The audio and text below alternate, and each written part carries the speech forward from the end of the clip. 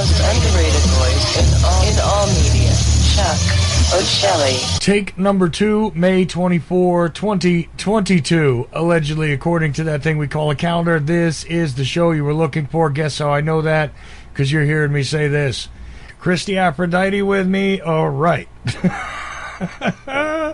My mood, man. Okay, you can join us during this conversation, and I'm going to try and breathe during it and let Christie talk. I love it when she does, because she always informs us about a whole lot of stuff, and you can get informed too by going to ChristieAphrodite.com, which you might even be at tonight and listening to the show. If you want to, you can hear it live on Tuesdays, although I bet you some of your people haven't shown up yet, Christie, because they think they got to wait till the next hour. So they'll be surprised, right. And now they'll have to go and get the podcast to hear the whole thing. Bummer. That just means you have more work. That's all right. Listen, I got no problem with that. I got tons of stuff I need to put up today anyway. MyTrueEssence.net. There is a place where, yes, indeed, you can go and pick up products, but, you know, Christie freely informs people about these things and tells you about lots of natural solutions, which are good for you all the way around. Now, nothing is necessarily medical advice here or anything, but these are all ideas and mostly based on Christie's own direct experiences. And, hey, sometimes I get in on the act, too, and also talk about stuff that happened. But, yeah, with where my head's at tonight, I'm going to want to talk as little as possible.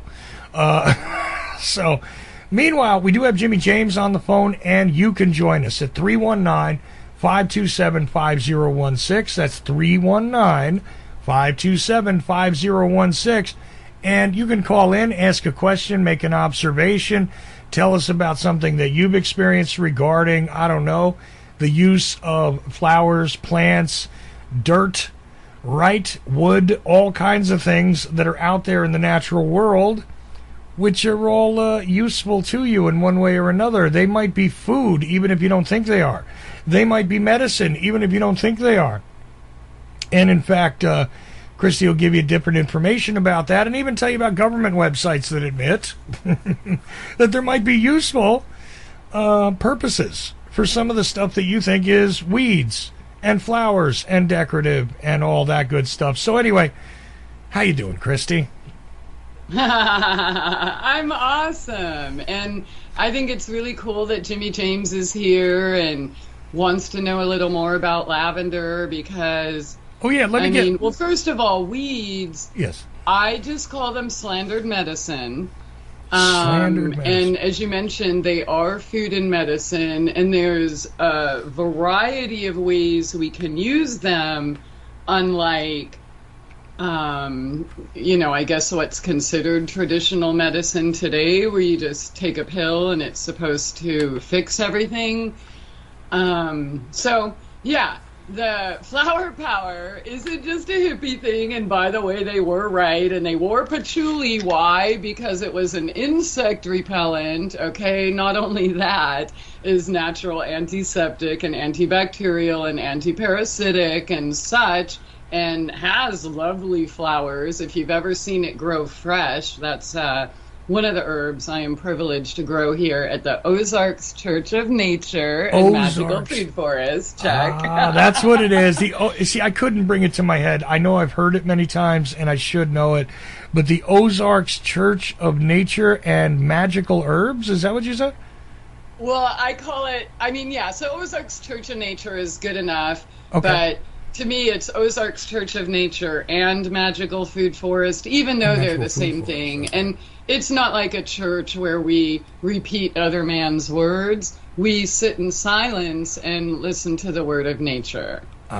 Which in itself is very healing. So as we talked about last week, even no matter how stressed or terrible a day is, there's certain things that just make you smile, puppies, kitties, and flowers. And so the fact that Jimmy John wants to know more about lavender completely is in line with some of the mood issues that you've discussed that you've had this week. Well, So let me put him on the line, but put a pin in something. You mentioned patchouli. I don't like the smell of patchouli, never did. I always hated it. But, there were these occasional hippie chicks I would run to in the 70s who had a different mix. And their mix smelled like sweeter. And I don't know what it was, but they told me it was like, because they didn't like the patchouli smell either. This is my way of doing it. And I always was like, yeah, right. So you just bought it from a different store and you don't want to smell like that. But, and even as a little kid, I was repelled myself. Maybe I'm an insect by patchouli because I just was like, insectoids are real. But but these other girls, they had another thing that they made themselves that was made from, and I forget what it was, but it was sweeter smelling and apparently did the same job as the patchouli, according to them. So. Yeah, it was insect repellent. But anyway, stick a pin in that because Jimmy James is on the line and did want to ask about lavender, which, again, is one of the most commonly packaged, anyway, scents for aromatherapy. I mean, it's in candles and incense and all that good stuff. And there's a reason why it's marketable, but, not always natural, right? But you get some scent of it. What is the purpose? How can it be found? Stuff like that, I guess. But I'll let Jimmy James ask about it because he had it in mind. And he said, yeah, a couple of weeks ago we were going to talk about lavender, and then we never got there. So why not? Anyway, Jimmy, you're on the line, man. Hello, Christie. How's it going, Jimmy? Everything's good here.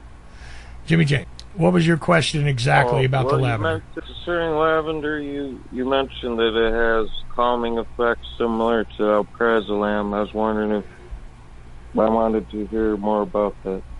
Okay, so I do want to... Okay, so lavender, for people who don't really know, it is kind of I guess it's considered an evergreen, like an herbaceous shrub. So first of all, if you think you can't grow it, you're wrong. All you have to do is just basically not kill it, as true with everything. But it is easy to grow, and there are multiple ways that you can receive a myriad of benefits from, let's see, antispasmodic to tonic to anti-anxiety, antidepressant, calmative effects. It even has antibiotic and sedative, decongestant properties. So, and I think it's important to note all of these possibilities because we're just talking about one plant here. And probably a couple hundred medicinal uses. And since I heard you say lavender before Chuck called me, I, of course, pulled up some links that I have on my site at mytrueessence.net that go directly to pubmed.gov.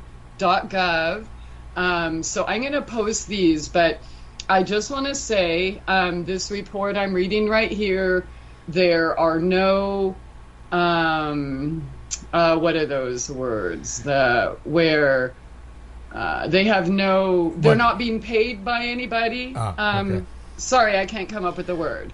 No problem. Yeah, it's not sponsored by anybody. It's not like a big pharmaceutical company paid them to say it or anything like that. It's a totally independent piece of research. Just in the first little abstract of this report that I'm going to post in your chat at Ochelli.com, listen live.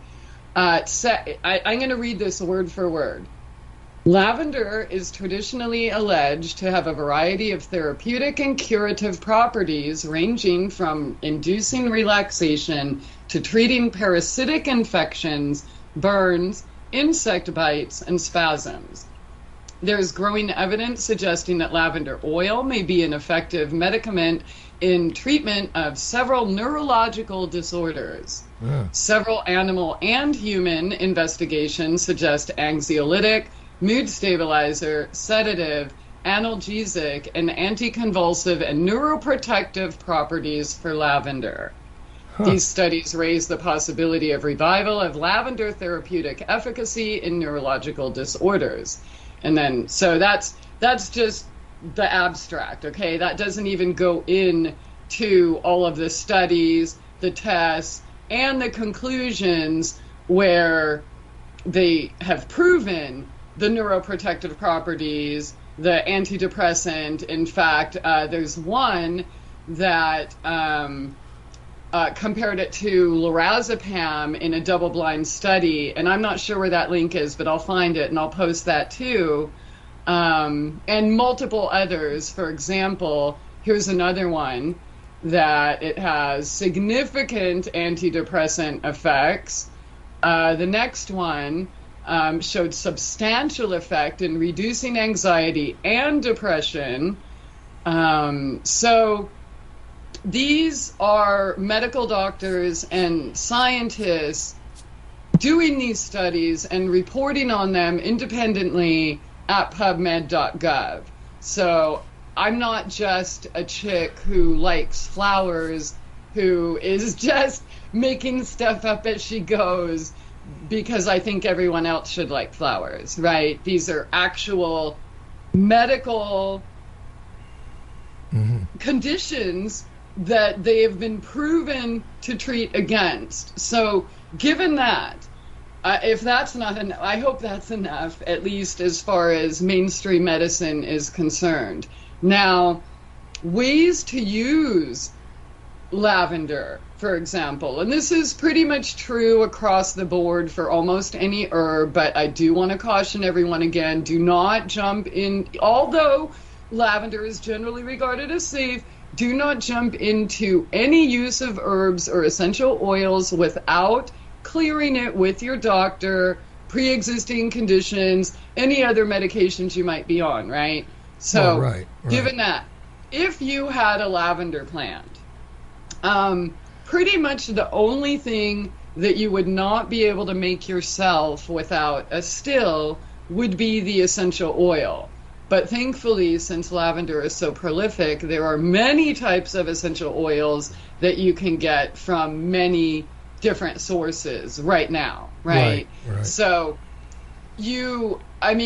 from as simple as just looking at the flower and touching it and smelling it, that has the same aromatic quality, or that you would experience in aromatherapy, right, with the essential oil. Yeah, see, and that was the question.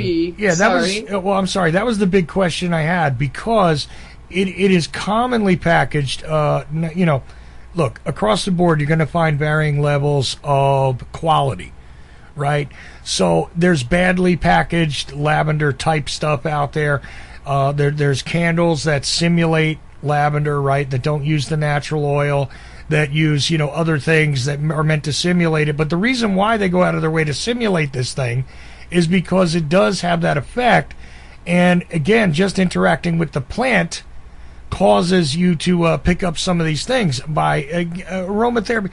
Like, aromatherapy to some people is seen as, well, that's obviously not very scientific. It's just, Except for the fact that it is, and they can confirm that on PubMed, right? Right. Well, I was going to say that, it is confirmable. I'm telling people, look, I'm laying out the misconception first, Christie, okay? I'm laying that out. I know. I'm just having fun with it. Because that's cool. my favorite, type of response. Like, well, if it worked, we would hear about it on the news. Well, would you? Well, I mean, when has the news ever, really showed any interest in your best interests? Well, no, and besides that, they're not sponsored by Lavender the plant. They're sponsored by Pfizer and AstraZeneca. And so they don't need to tell you about the stuff that's made by nature. They need to tell you about the stuff that, right. So, anyway, I'm just saying, this is the way this goes. And obviously, if it's marketable this way, and it's used, and by the way, even... ready for this one, even your insurance companies are willing to pay for some therapies that involve lavender. Yes. It's been used in hospitals along with other citrus oils and peppermint, and but the funny thing about it is people are acting like, oh, it's new, they're just finding out, but the fact remains, this was medicine for, I don't know, how long have we been here? I mean, they found allegedly vats of essential oils in Egyptian tombs. No, absolutely. That were completely preserved and, right. Which were meant, in some cases, depending on who you talk to. I mean, some Egyptologists say that they were trying to take it into the afterlife. We do have another caller, by the way, which I have no idea what he wants to ask about. But I do want to finish on this lavender issue really quickly. Yeah, and aromatherapy. And aromatherapy in general, because the thing is that even when you have an injury and you're doing, massage therapy, again, was one of those things that for a long time people said was no good, and now it's generally accepted. But it works in conjunction with that, because, again, think about the effects that Christie was talking about regarding the use of something like, they create lorazepam, they create these different sedatives, Klonopin and Xanax and stuff. They create it, and it is useful. It is useful, but it's not good for you because of the way it's made. Now, the way that nature makes it, it might be a little less harmful. I'm just saying. Not saying, throw away your medication or anything. I'm just saying to you that maybe you could.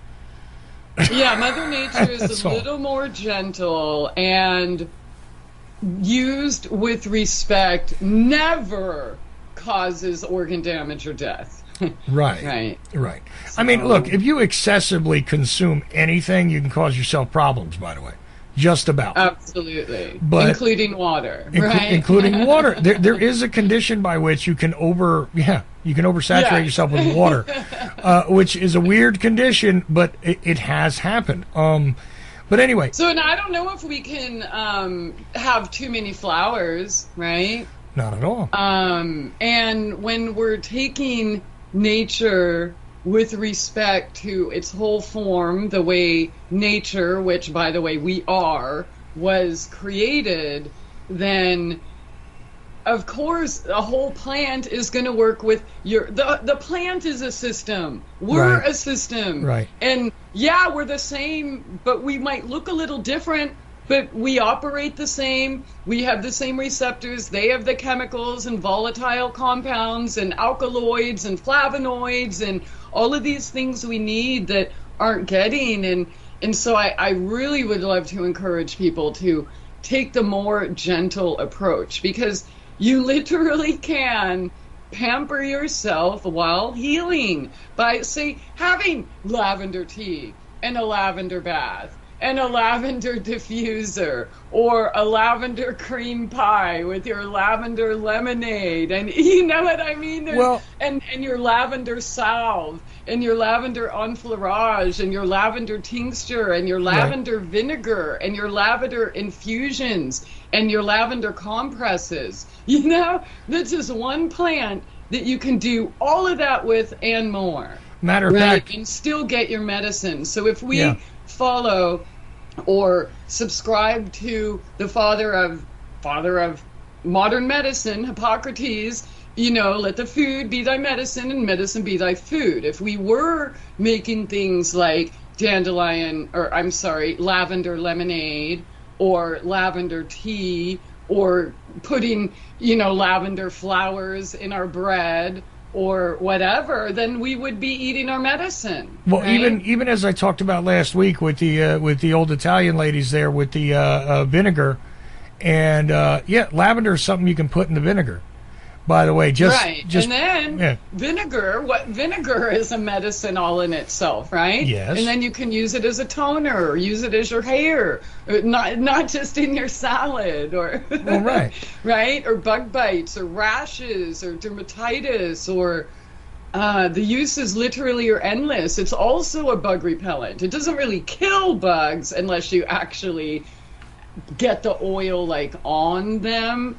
But it does repel most bugs. And it just has a nice, pleasant smell. But as far as aromatherapy, I just quickly, I want to say the reason it works scientifically is because our sense of scent is, number one, it's 10,000 times stronger than our sense of sight or sound.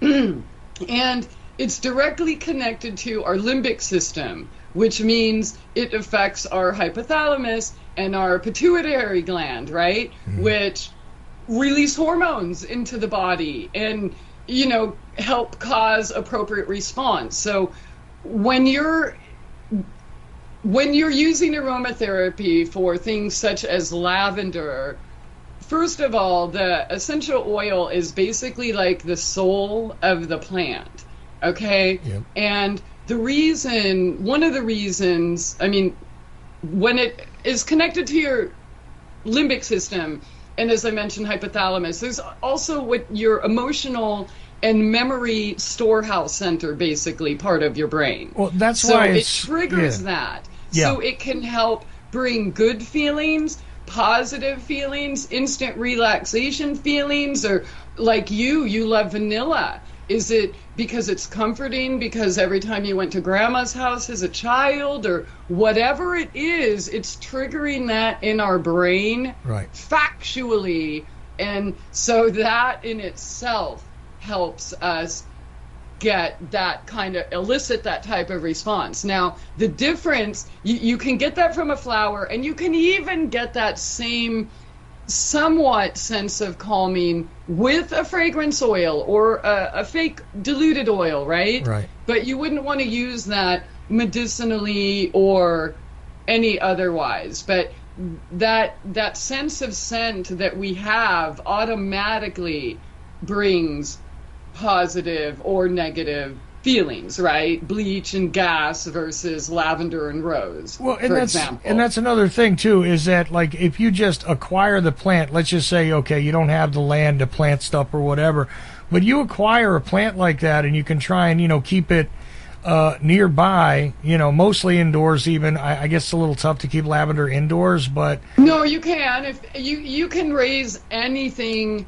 anywhere if you give it the right conditions, right? Right. Well, even interacting and lavender does like to get cold, though, so they wouldn't make a good, like, if you have a nice 75-degree living room year-round, that wouldn't be the place for it.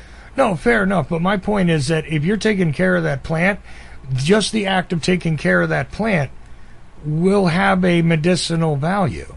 Absolutely. So, and they've even proven again in science that people who got their hands in the dirt and played with plants were healthier. Dirt therapy, it's an actual thing, proven scientifically. There you go. So it's not just because we like dirt in our fingernails and we have nothing better to do. Well, hey, look, but then again, that might work for some people too. All right, so I hope, I wish, but you know what? The people that have nothing better to do, I don't see them out in the garden. They're sitting in the recliner with the remote. Or with their phone or whatever. Anyway, Jimmy James, do you have any other questions about this, or did Christie address it for you? No, that was great. There you go. Exactly what I wanted, more information. All right, so you definitely got some. Is there anything else you want to ask? Because I do have another caller, and he's been hanging on there for a little bit, so want to get to him and see what it is he wants to talk about. But if you got something else, by all means, go ahead. No, that's all I have. Thanks, Christie. Thanks, Chuck. All right. Oh, you're appreciate it, welcome. man. Thank you.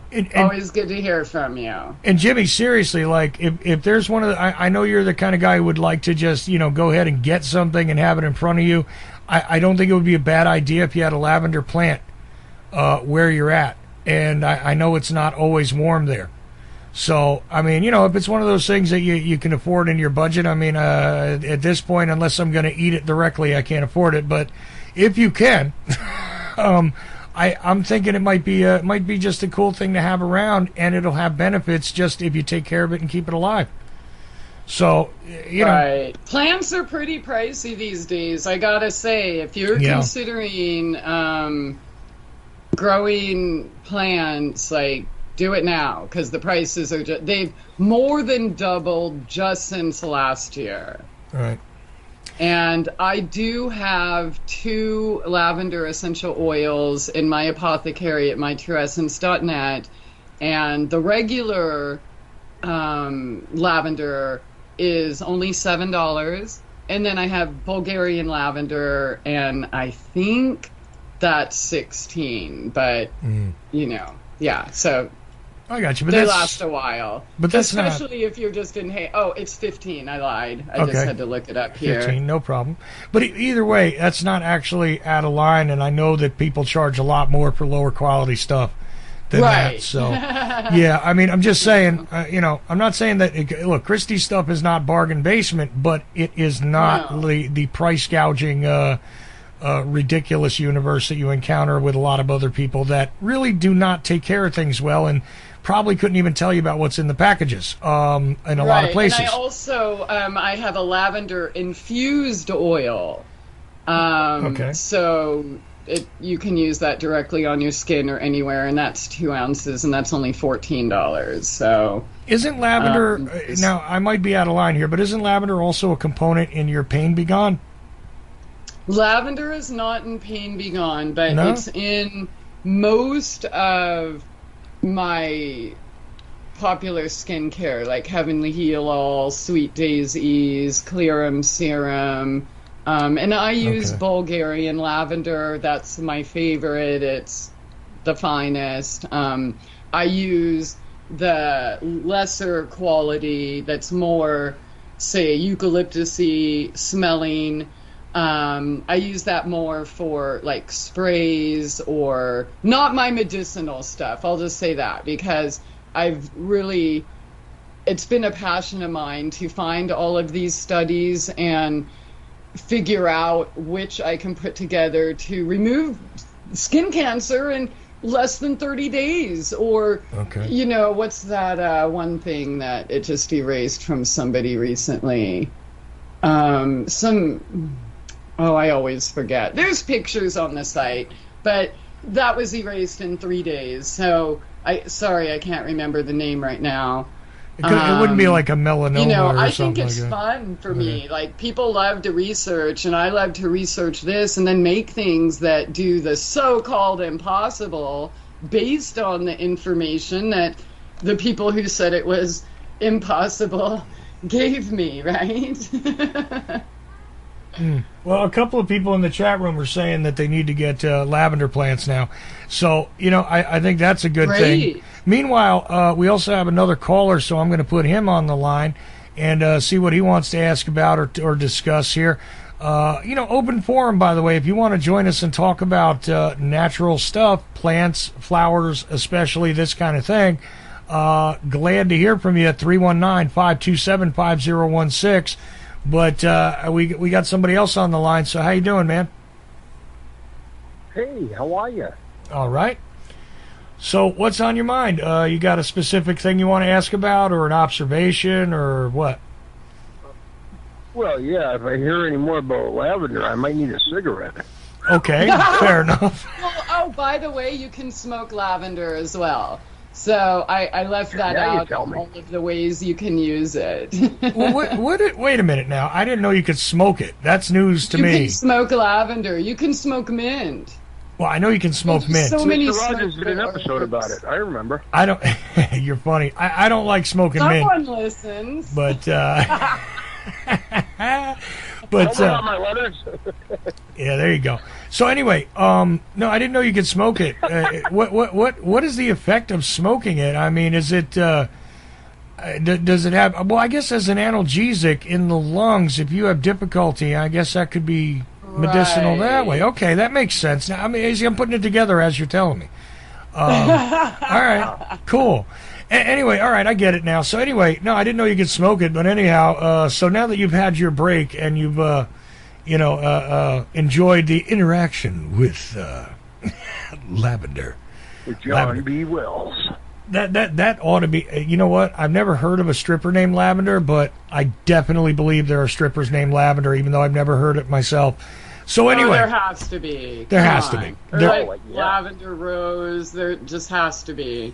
yeah, they can't all be That was my nickname Amber. in high school. They can't all be named Amber and stuff. I mean, come on. You got to have some diversity. Lavender, why not? All right. So anyway, Jasmine.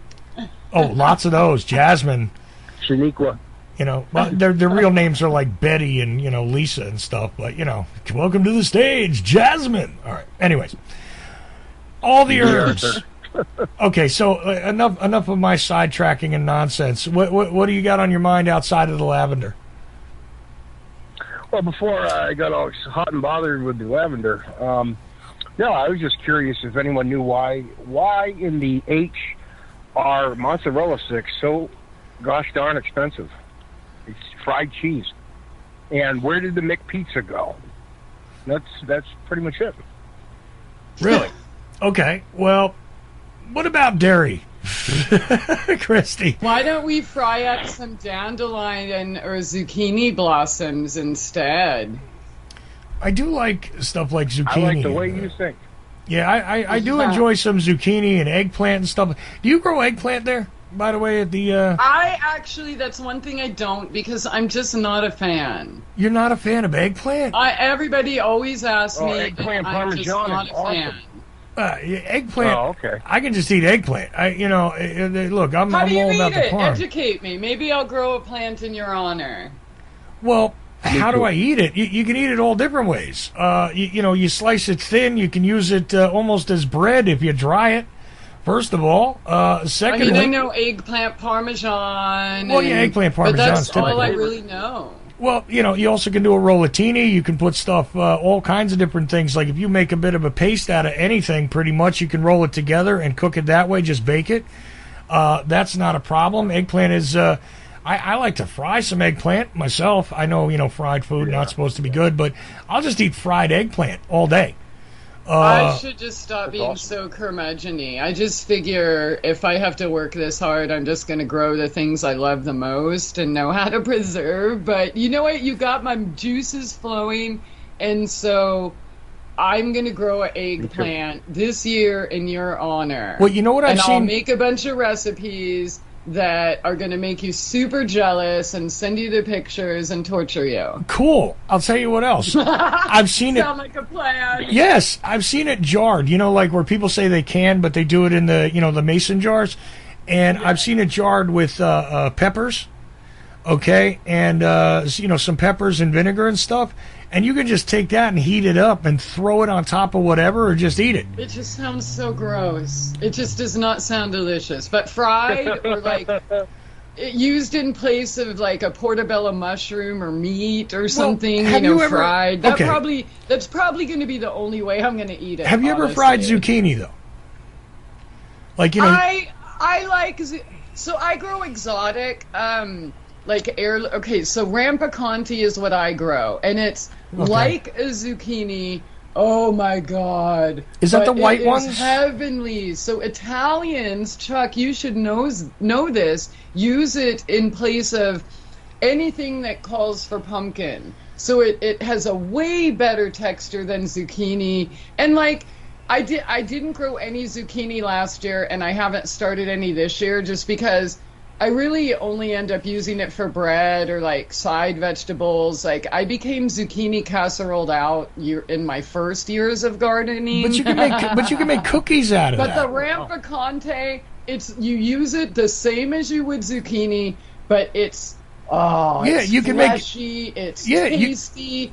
It's not like zucchini. What we know in America is not zucchini. You know what I'm saying? Well, so because that's everybody, why I don't grow it. Well, everybody always sees just the green and the yellow, but the white ones you can make cookies out of. Okay, and there's some other purple one. Yeah, cookies. They're actually very good. A little bit of. Do tell, please. I can't wrap my brain around that. Please. No, you can. You can make cookies out. You can actually combine it. You know how people make carrot cake? So you combine the kind of zucchini but it's not really zucchini like she said. I mean, it's not the stuff that you're accustomed to calling zucchini. It's a squash, right? It's in the squash family, but it's like a squash. You take it, you combine it with carrot, and yes, indeed, you use some other things to sweeten it, but it makes a really interesting cookie. I'll just say, all of my breads and sweet treats or things like that all come with my squashes, and there are so many incredible varieties, from Seminole pumpkins to Iran to even bitter melons, which have been banned. I'll just say, the food growing here is much different than the things we became accustomed to in the grocery store. That's the bottom of the barrel, been hybridized to mass-produced crap, and so I like Why would they squashes. ban I'm just Christie? not a fan of zucchini. Okay. Well, look, but see, I like all the kind of, and that's the thing though, is you can use eggplant the same as a squash. Pretty Really? much. Yeah. It's just, Are look, you telling me I'm going to be making eggplant bread here in a minute?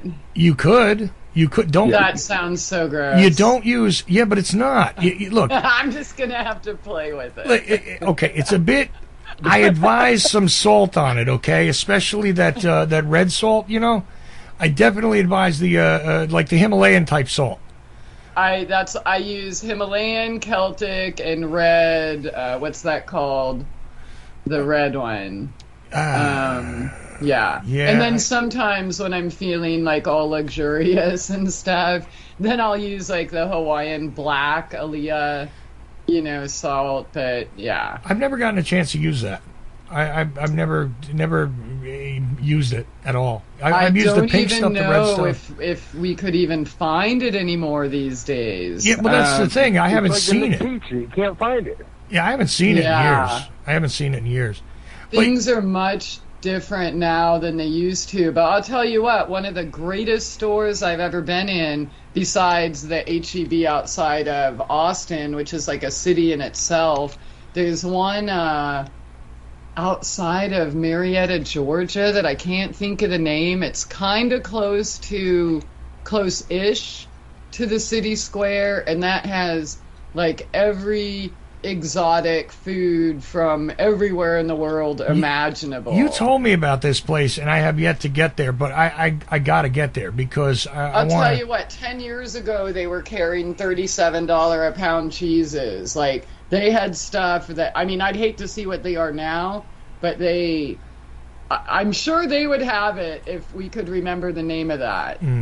Well, that's another thing, though, is what about cheese? Because you notice my friend here brings up all kinds of stuff that involves cheese, which, by the way, nothing wrong with some eggplant and some cheese, and you don't necessarily need to use the tomato sauce. But if you make your own tomato sauce and you don't, boil it to death, all right, you just actually, Dude, yeah. I just made lasagna with all of the last of last season's tomatoes that I didn't process, because like at the end of the season you don't get enough to can or make a batch, so it might be 5 today, Right. 10 tomorrow, 3 the next day. Right. So I just throw them all in a bag in the freezer until I have enough or start craving them again. So that was this week, and the lasagna I literally just pulled out of the oven before I came up here. There you go. But there's nothing wrong. Again, just like you do in the lasagna, if you slice eggplant really thin, long ways, you can do lasagna with just the eggplant if you prep it. And I would definitely suggest that you have a decent olive oil with it. All right, which will get you the texture you want, and it'll make it a lot more malleable. And then you bake it back to a little bit of consistency, and you've got, something that's a little better, especially because most people are just going to buy box noodles, right? Yeah. Watch my little snippet on Twitter from today about boxed noodles and why I am never, ever, ever, ever gonna do it again. Yeah, well, I understand, but I'm just saying most people are gonna pick up box noodles. They're not gonna make their own. If you're gonna go to the trouble of making a noodle, I would, for lasagna, the same design basically, but you got to do a little bit of treatment on it. You don't just put raw eggplant on it. You put some olive oil on it. You let it sort of marinate a little bit. You Just get it like on you there would like if that. you were using zucchini or something else. Yes. Spaghetti squash. Same thing. Yeah. Right. And you can use it as a lasagna noodle and make your layers. I'm just saying, it's a way to go. I'm going to try it, if only then just to prove you wrong that eggplant is shitty. Wow. All right. See, like other people when they're challenged, they're like, nope, and I'm like, I'm going to prove you wrong. And then watch, we'll be talking 5 months from now, and I'm going to be like, that was the greatest suggestion ever, Chuck. Well, thank you. I love eggplant, and I've decided to become an eggplant producer. Well, listen, if you don't like it, that's okay anyway, because I do, and I know it's got, again, as you well know, it's got plenty of decent qualities to it. Okay? Yeah, We're here to I'll stay, grow like one.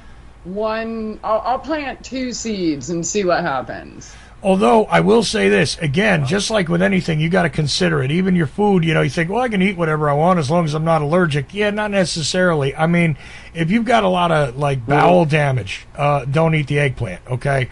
Because there's a lot of seeds involved, and that's not good for what do they call that? Colitis, I guess. But a lot of people have different bowel issues. Where, you know what, tomatoes are not good for them either because it's a highly cucumber, seeded. strawberries, Right. raspberries. Right. Yeah. Which are all, you know, contain. Onions is good for that tract, though. Oh yeah, Well, yeah. But a lot of stuff because of its the nature of the fruit. And don't forget, tomatoes are Right. fruit, by the way. Because But in that case, that's where you yeah, can like. yeah, and it's acidic too. well, it's acidic, yeah, but that's why I use a little sugar. You cut the acid with a little sugar. That's No, but I how meant that in gets terms done. of like killing any kind of bacteria, kind of like with the onion. Oh yeah, with yeah, the yeah. tract. No, but onions are see onions. Another thing underrated. People think it's there for flavor. You know, you get accustomed. Nah, there's actually all I kinds can of great eat them uses all for it. day. I'll tell you something else. I love onions. Oh. Weirdest thing is onions can be used as an air filter. All right. And even if you buy onions from the store, like you can literally within less than a year's time make it to where you never have to buy onions again, because if you just cut off that bottom part and literally just stick it in the dirt, it doesn't even matter if it's clay or anything, and then you're going to have 3 to 5 onions from there. And then every onion you pick, just put the bottom in, and they're going to just keep reproducing. I'll tell you, that's how I started all my onions and garlic here. Right. Yeah, I was going to say You know, garlic you couldn't does buy the. seeds, you couldn't buy anything, and so I went. You know, I bought the best produce I could and stuck it in the ground, and I just have onions and garlic and things like that growing year-round and reproducing more and more. Right, and you know what? You can see in the garlic a lot of times, even if you buy it from a store and it's not even the greatest stuff, it still contains the system. And the system with garlic, I mean, onions are just, you know, they just multiply on their own almost. But garlic does it too, and you know how you can see it is you ever get a piece of garlic, you cut it, and there's like this bit of green in there that's just starting to emerge, even though it's a white piece of garlic. That is the garlic plant starting to sprout again. They'll continue to sprout. And so each little clove is going to give you a bulb. Can literally produce another bulb. If you just, you know, if you took the whole bulb and you split it apart and you used each clove with the little green line in it, okay, and just planted those, and you take care of it a little bit, not even a lot. It's not high maintenance. Yeah, you'll grow your own. It's just that simple. So I'm not saying just, you know, go to the food store to get your seeds, but I'm saying you can go to the food store and get some seeds. Oh, absolutely. I just so- posted a video from like a year ago where I was already and I've only lived here 2 years, you know. Right. So yeah. That was last year, which looks way different than it does right now at this time, but yeah, you literally see, that's the thing about nature. People think, oh, I don't have a green thumb, I don't grow anything. And the truth is, you're not it's growing itself, because that's what nature wants to do, to reproduce, to multiply, to keep growing, to always keep reaching for the sky, unlike humans, right? Their decrepit counterparts. Right. So all we have to do is give it space and give it thanks, and don't go out of your way to kill it. That's it. That's pretty much it. That's pretty. Yeah. It's something. Listen, some things. If only relationships were that easy. Just try not to kill it. It'll be okay. You know, but if kids were that easy, all right. Anyway, moving forward. My wife, please. Yeah, well, you know, like I said, if the directions were as simple as just try not to kill it, it'd be wonderful.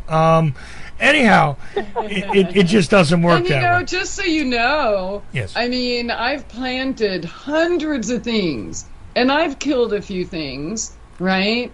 So we learn by doing, and we learn what we're, you know, we don't sitting inside reading books about it all the time until we feel like an expert before we get started. That's not going to teach us anything.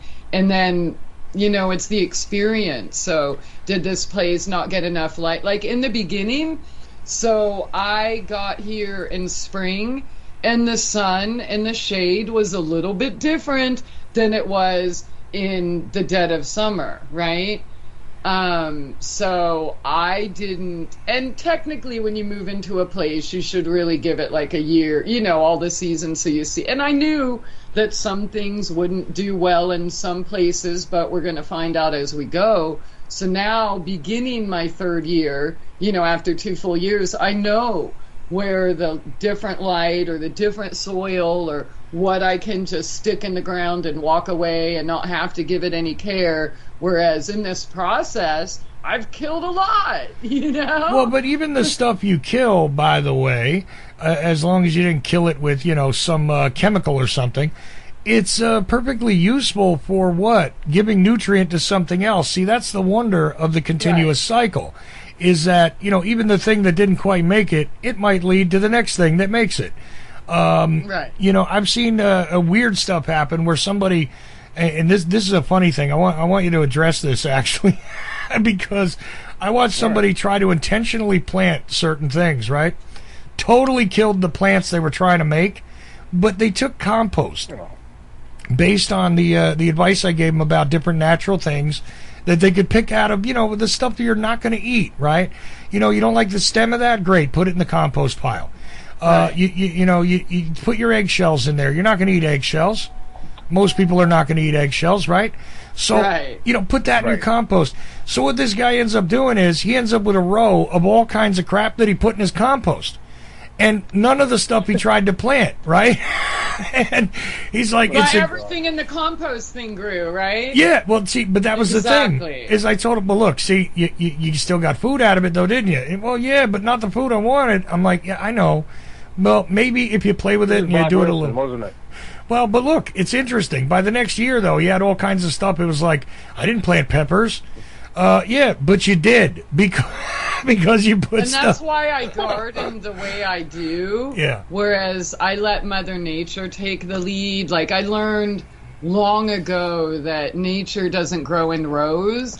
And when I first started gardening and trying to, ask the experts the right thing to do or whatever, I did everything wrong. And I would, if a lettuce planted itself in the pumpkin patch, I would move it. Like I would, just dumb stuff like that because I thought the lettuce is supposed to be here and that's supposed to be there. So now I have more of a wild, hands-off approach where 90% of everything that's coming up right now, which is hundreds of things, planted themselves.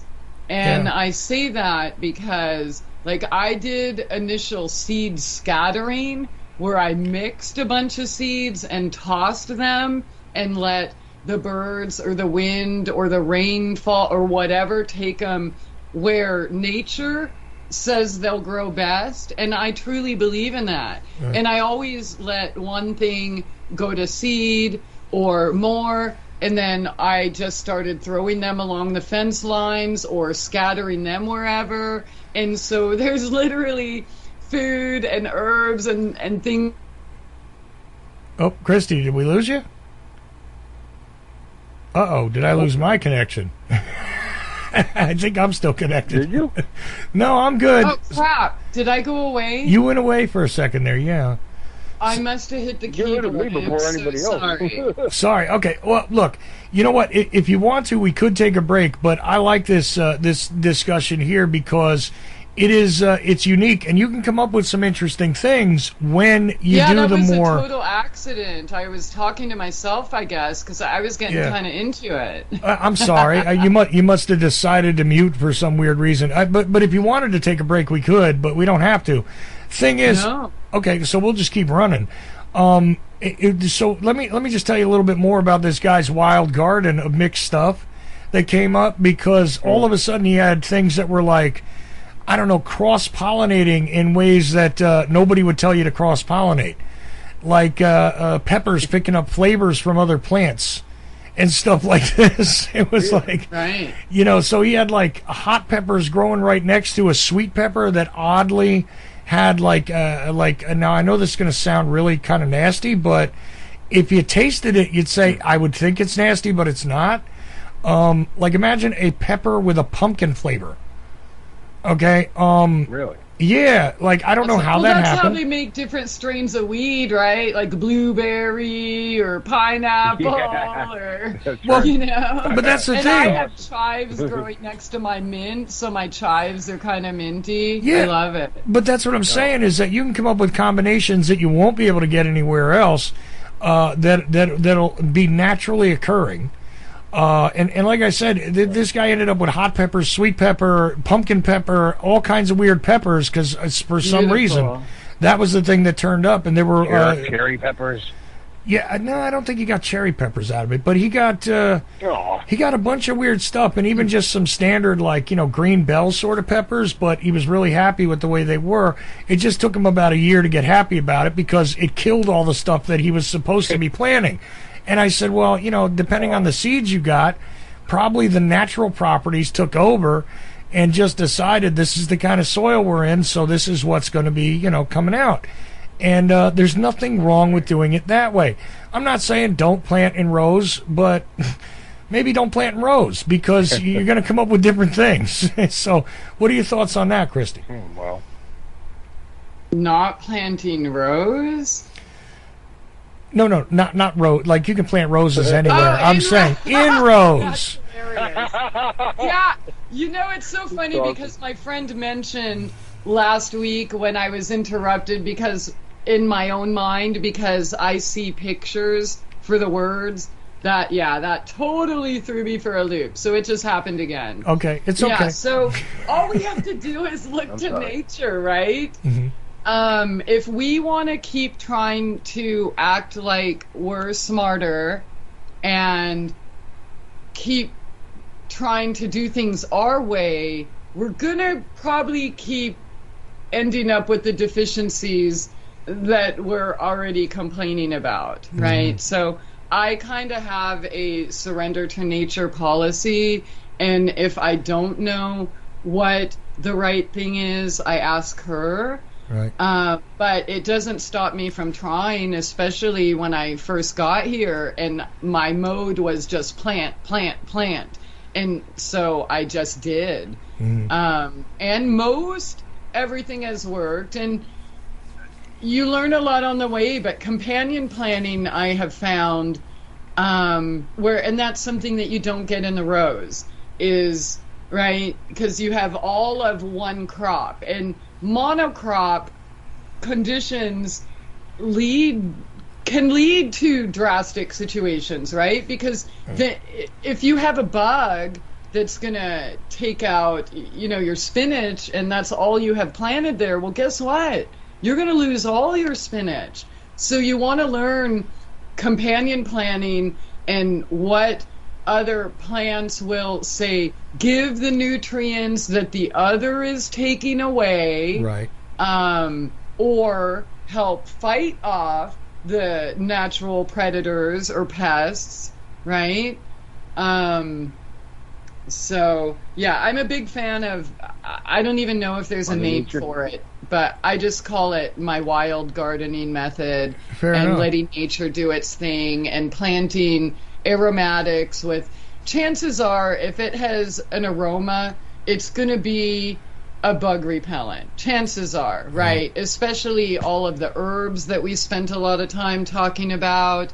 And I mean, including lavender, mint, patchouli, sage, thyme, garlic even, right? So I like to plant that on the edges of my beds. So there might be an appearance of a somewhat row, not rows. But, although I will caution people about one thing, and that is mint. But before you get into your question or your comment, dude, I want to caution people about mint because it will grow everywhere.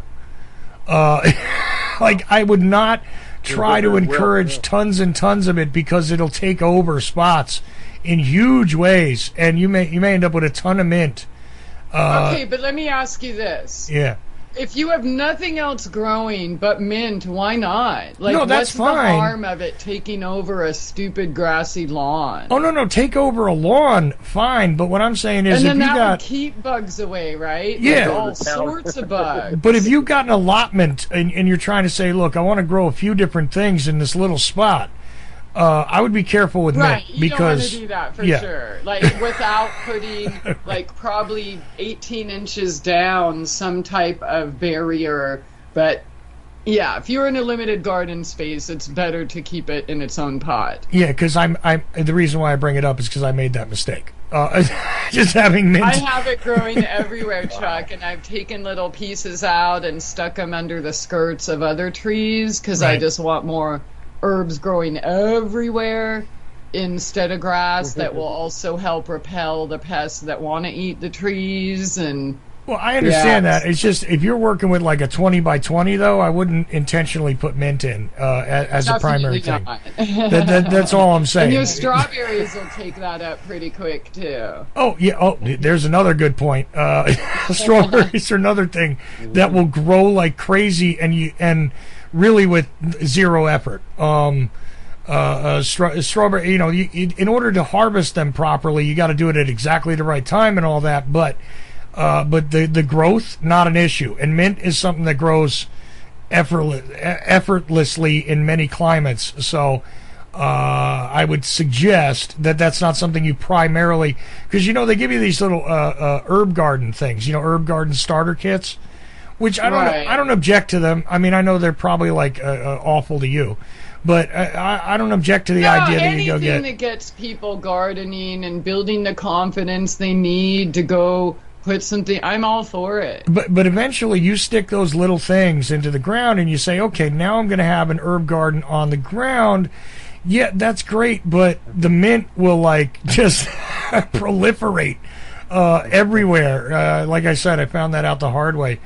Well, then you have mint tea for life, mint tincture. Your mint tincture will be like your food extract, right? You could also use it as a mouthwash. No, listen, great stuff. But you know, if your goal is to have more than one thing to harvest, I just would not put mint at the top of the list. That's all. Right. Don't put it in another. Don't put it in a vegetable bed or with anything else. Really. Right. Put it in your neighbor's yard. Well, yeah, if you want to have fun, you can do that, and you probably did them a favor. But just saying. Okay. So anyway, is there anything else you want to add, Chris, or you know, are we? I get off the phone. No, I just wanted to tell Christie when she was talking about Mother Nature. I just it's funny because I'm in the middle of writing two horror screenplays, and one's like an environmental horror about Mother Nature called Bleeding Green, and it's like an anthology with a couple of little tales like Creepshow was. So when you were talking all about Mother Nature, that just came to mind. And the tagline for the poster, hopefully, will be "Nature's a real mother." And that's about it. Nice. You know, as corny as it is, you guys have a great night. As corny as it is, that part in Creepshow where Stephen King is actually in it, and he winds up becoming a plant. Jordy Morrill or whatever, with the shotgun. Jody Farrell, you lughead. Yeah, exactly. Jody Farrell, that's right. That's right. I love that. And eventually he becomes the plant monster, and he blows his head off. But, you know, nature takes things back, though, doesn't it? And whether you like it or not. Life finds a way. Exactly, Chris. Anyway, thanks for calling in. And anybody else can do that, too. 319-527-5016. I put Chris on hold. Who knows? Maybe we'll bring him back in. But if not, the lines are all open. I mean, I can take up to, 100 callers at once, and I never got there. So we haven't tested the system. But anyway. 100. Yeah. Wow. Yeah, So what's the sad. most you've ever had here? I think at one time there was, it's a 7. It's either, we took 27 callers in one night, and all on the line at once, I think there was 17 at a certain point. Yeah. So, wow. yeah, that was the best. I mean, I know it's real impressive numbers, Chuck. I know, but I don't give a crap. And I'll tell you what, most people that tell you about their big numbers and all the people they have listening and calling and downloads, and you know what, they're lying. Anyways, it's just I can say that with absolute confidence. Hardly anybody really knows how many listeners they have, and most of these people that tell you about their massive, whatevers, it's not even. Anyway, so, and I never inflate my numbers. I tell most people, actually, you know what, I can't even take an accurate count of half of what you're asking, which is the truth, because unless you pay to have, like, tracking stuff built into your podcasts and stuff, you don't know. So anyway, all right, sidebar, forget it. Right. Moving on, back to nature. Mint, it's one of those things that I saw accidentally happen. It was hilarious because I thought the mint plants were dead and just, kind of like gave them to the dirt. And truthfully, as I did, and I do this, I speak as I do things like this. I know this is very pagan of me and all, but, it's like I give this back to the earth because it has died. So there it should be in the earth and it should live again. Well, I said that as I cast dead mint into a dirt area that was not that big, and I expected nothing to grow because it wasn't very good soil, and this stuff just started popping up everywhere. I mean, everywhere there was mint. And it didn't take long. Maybe it wanted you to tap into its natural antiviral and antimicrobial and anti-tumor properties, or maybe it was suggesting you might need a few more antioxidants. Oh, yeah. Or No, even true. Yeah, but I'm just saying it was one of those odd things that just completely. I didn't even plant it, Christie. I just let me give this to the dirt, and it'll do what it'll do, and it did. So anyway, that was just one thing that happened, and I thought the stuff was totally dead. By the way, it had been contaminated. Somebody had intentionally ruined it as it was sitting on our porch, supposed to be growing, in a little thing by itself, like. And it'll jump out. Like, I've had some pop up like in the grass area, and I'm like, that's cool. I'd rather mow that than anything else. It's not like I could harvest everything I have planted anymore. No, and it's good that it goes back and it cycles, and it makes the soil actually pick up some nutrients and some properties. It makes a great compost too. So if you do have an overabundance, just chop it up, mix it in. And that's the same, even with weeds, right? We've talked about some of their beneficial properties and nutrients and minerals. Like, if you're unhappy with a weed in your yard or garden, just pull it and compost it. Like, there's, I guess, a method called like chop and drop, and I'm not well researched on it. It's just somebody told me that, oh, you must be doing that. And I'm like, I'm just doing what's natural. But if I'm not going to harvest a weed as medicine or food, then I will just pull it and literally drop it right there and let it, give all that nutrition back to the soil that it pulled up to the top of the soil for our benefit to begin with. Right. And that's another odd thing too, is that some people have problems with the critters, and as you mentioned, certain plants will emerge to deal with that actually. But I got to say, there are circumstances where I've seen somebody try to make a garden, and really all they've done is feed the animals.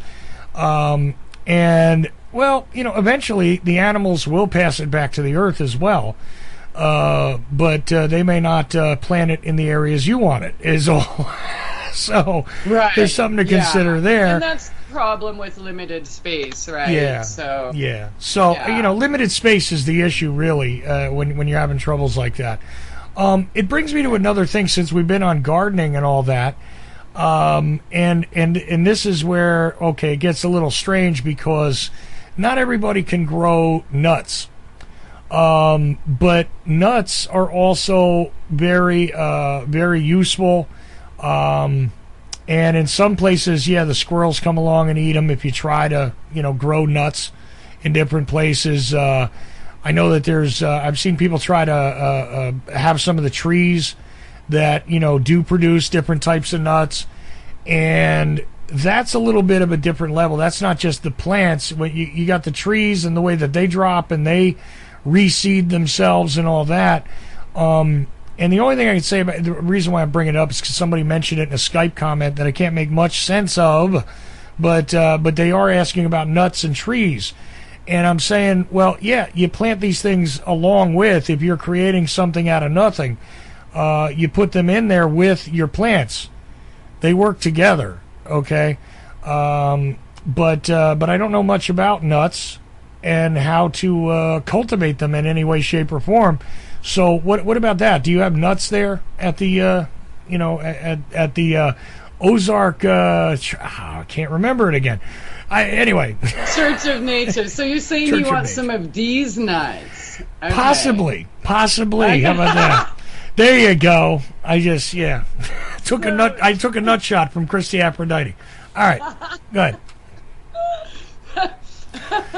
So I have planted almond trees, but I will say this: back in the day, which wasn't that long ago, but when we used to be able to get feed that wasn't tainted or moldy or whatever, you used to be able to just throw out squirrel feed and it would plant a peanut tree, right? Right. And the only time I have had nuts on a property I've lived, they were older, mature trees that the only maintenance required was to pick these nuts up. Right, gotcha. Okay. So in my forest, I believe I have found a young walnut and a young pecan, because they do grow wild here. But other than that, I don't have any advice or tips for growing nuts. I think, when my almonds grow up and if those trees out in the forest that I've identified as potentially black walnut and pecan really are, then I'm definitely going to take a young shoot from them and move them up into the food forest. Fair enough. Okay. I do have hickory nuts, and I have there's another nut I forgot. And I just let the squirrels eat those because it's like on the perimeter of my food forest, so that prevents them from coming in and decimating the peaches and pears and everything else. And it's actually worked. And I think kind of a cool, I don't know, old folklore, but it's not really, it's actually true. When they produce more nuts, like the wild nuts, especially wild nut trees like hickories, acorns, things like that, right, it means you're going to have a harsh winter. So, nature naturally provides what's needed for all of the surrounding animals. Right, and it's kind of neat. Which I think is pretty cool. Yeah, no, definitely. It's kind of neat in the southeast here. It's the only place I've ever seen with the, the pecan trees, actually producing and dropping them on the ground. And yeah, they provide the feed for the critters, the little critters. They'll definitely go and eat that without a problem, even if some of them will climb up the trees and go get them too.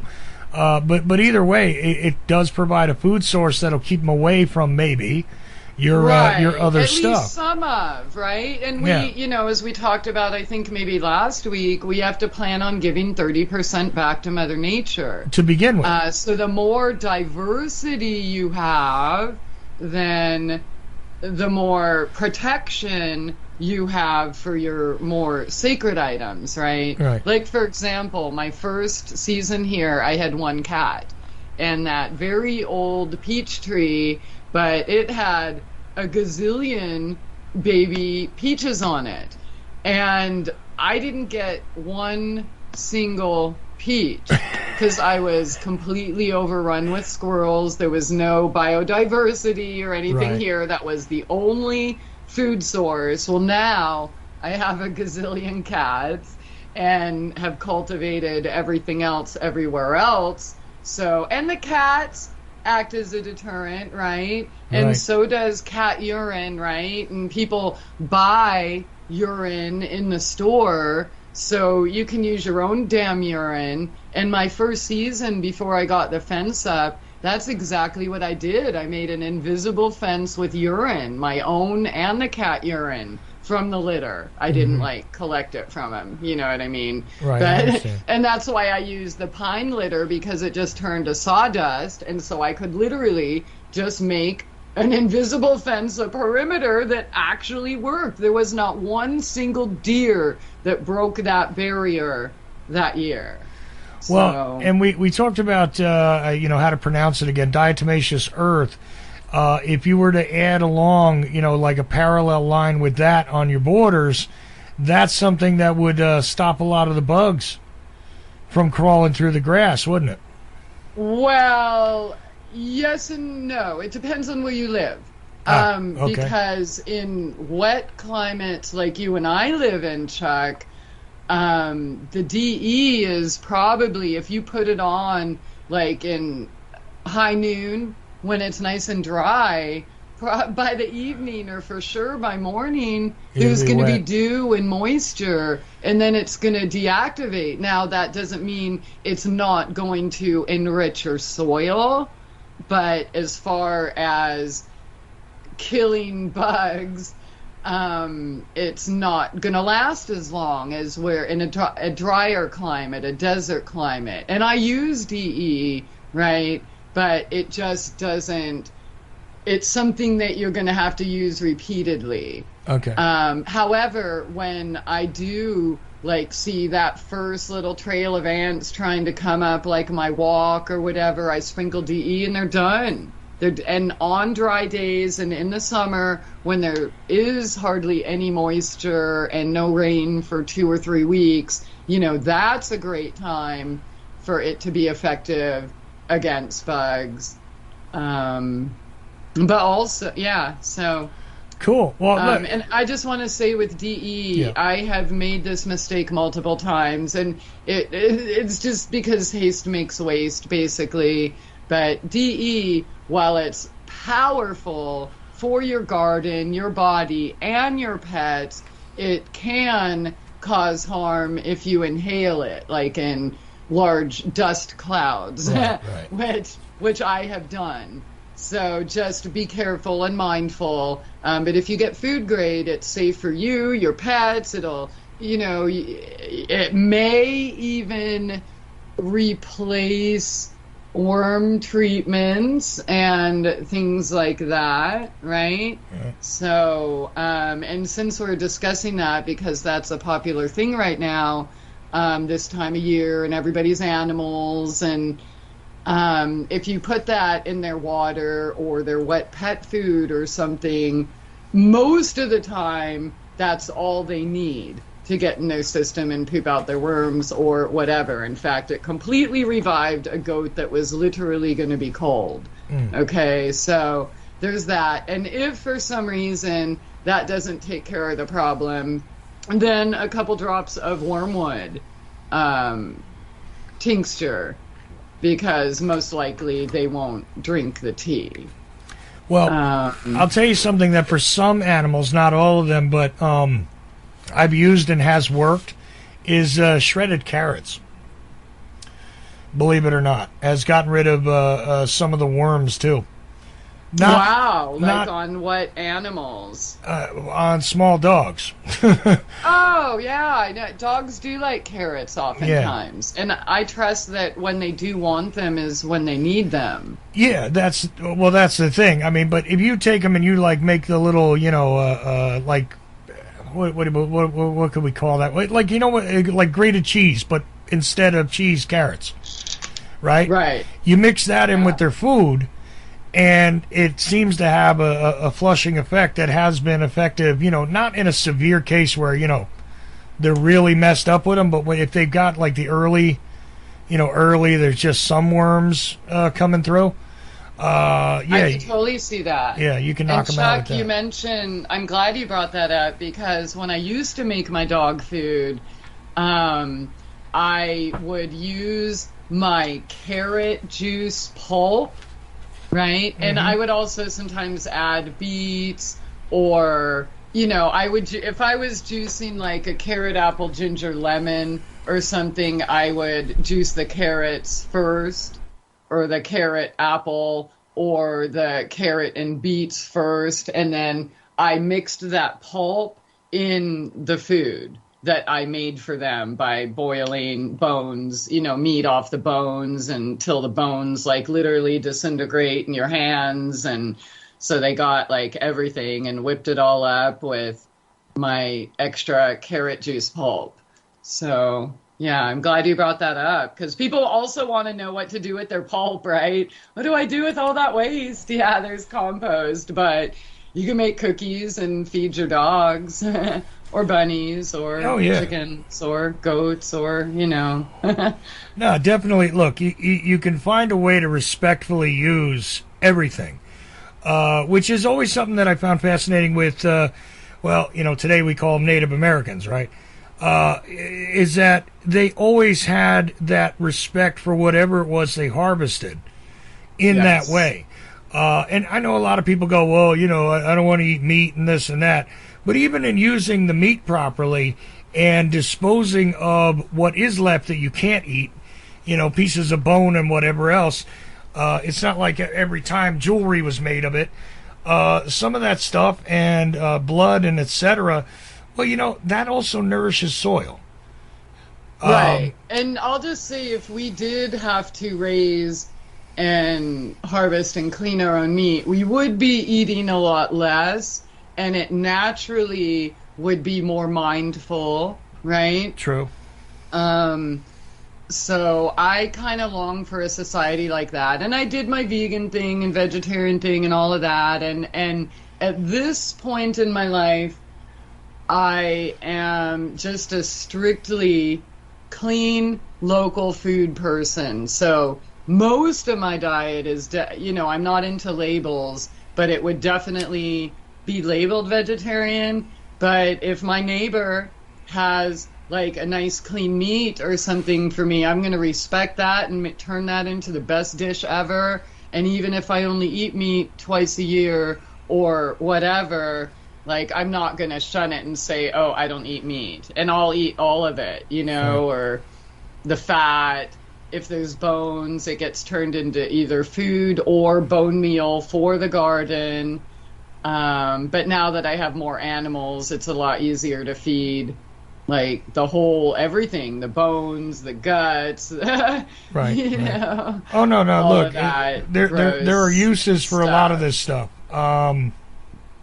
That again, I think, yes, if we had to be very conservative about the use of these things and be mindful of not having but that's another thing that screws people up, Proper, respectful, mindful use. Yes. Is, and you mentioned Native Americans, plus they would plant their food with a dead fish or a fish carcass or whatever. And like Three Sisters gardening is, one of the most popular, I guess today, methods known by the Native Americans, or basically corn, squash, and beans, and they all fertilize and protect and grow up one another, right?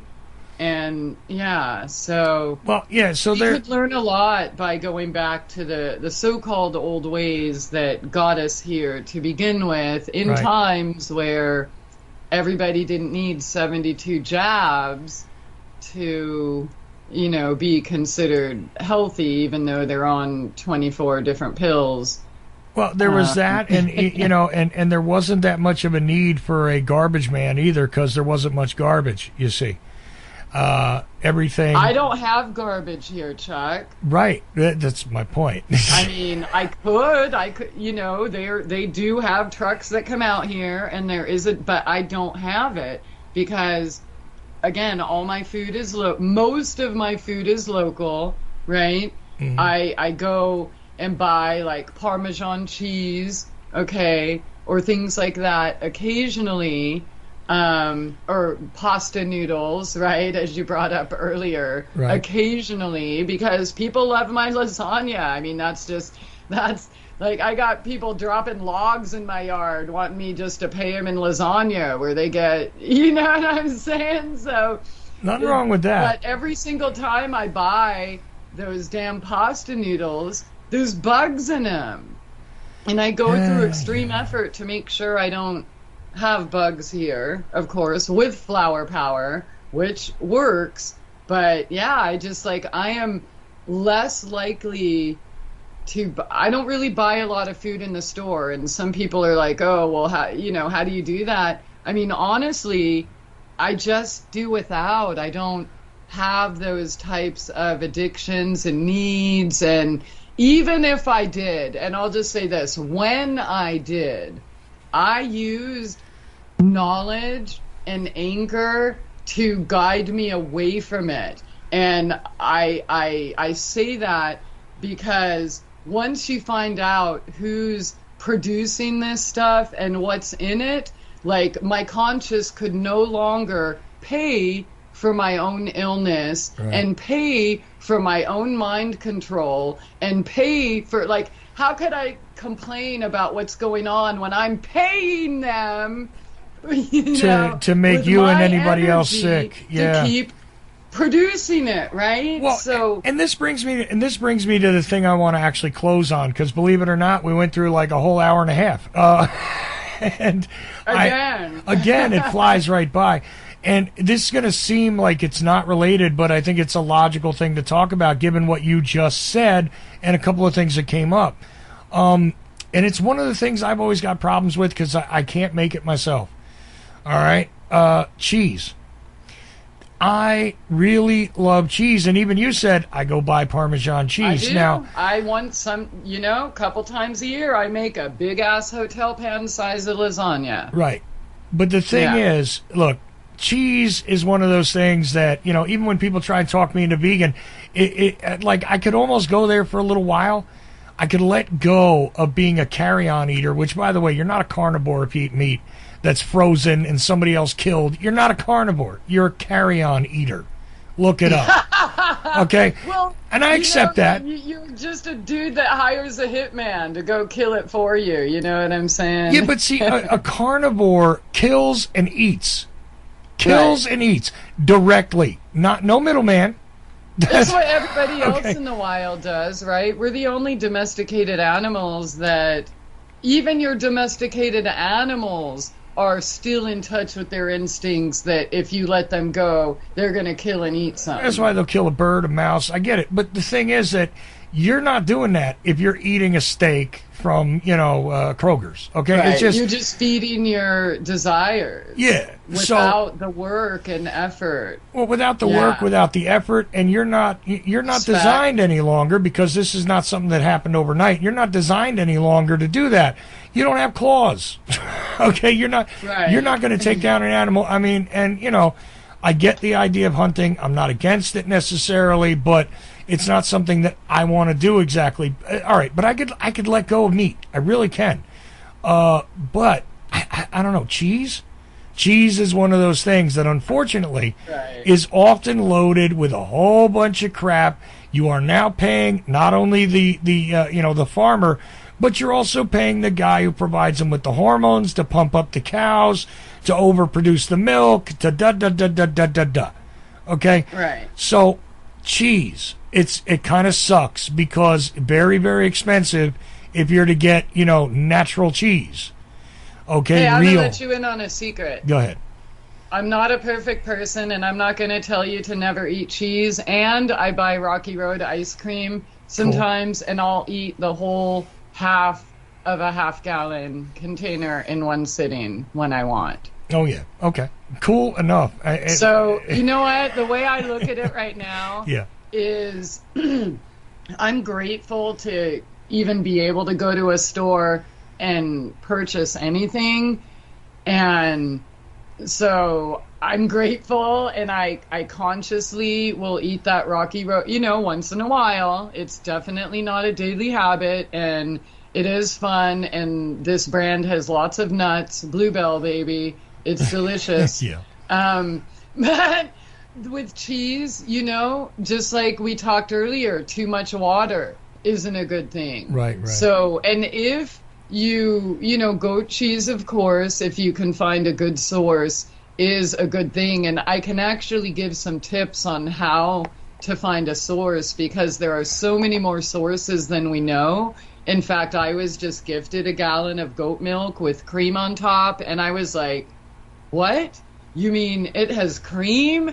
And holy cow, the taste. And, it's more like human milk, of course, than cow's milk. And, but, okay, so how can you find a local-ish supply?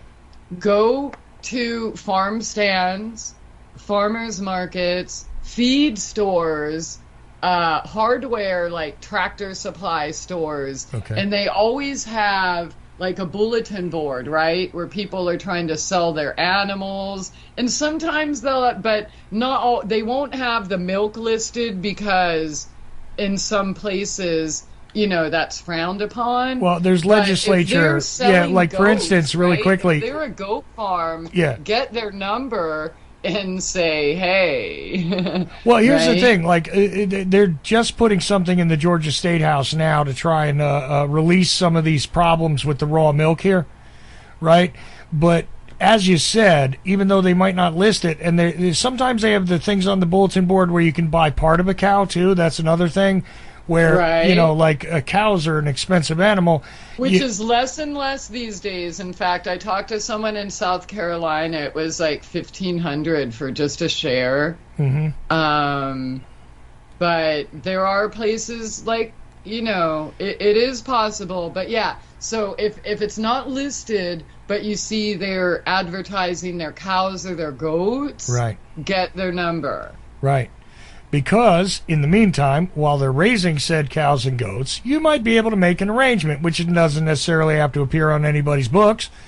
But I'll tell you what, most of these people have so much that they would be happy to find someone who wants it. Right. But they can't go advertise. And like I said, the person who gifted me, like, I was astonished when I was at their place, and like they opened up the fridge and there was just like gallons of it, and